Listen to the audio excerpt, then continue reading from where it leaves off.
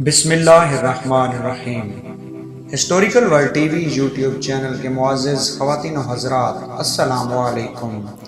حضرت امام حسین علیہ السلام کی شہادت کا واقعہ۔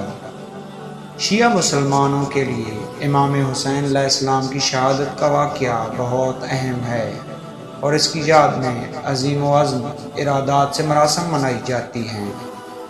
امام حسین بن علی رضی اللہ تعالیٰ عنہ جو پیغمبر اسلام حضرت محمد صلی اللہ علیہ وآلہ وسلم کے نواسہ تھے کہ قتل عظیم کا واقعہ کربلا کے میدان میں ہوا۔ یہ واقعہ اسلامی تاریخ میں بہت اہم لفظوں میں لکھا جاتا ہے۔ شیعہ مسلمان اسے ایک بہت بڑی ہدایت اور عزم کا نمونہ سمجھتے ہیں۔ امام حسین علیہ السلام کا قتل ان کی جدوجہد کا نتیجہ تھا جس میں انہوں نے حق اور عدل کی دفاع کیا۔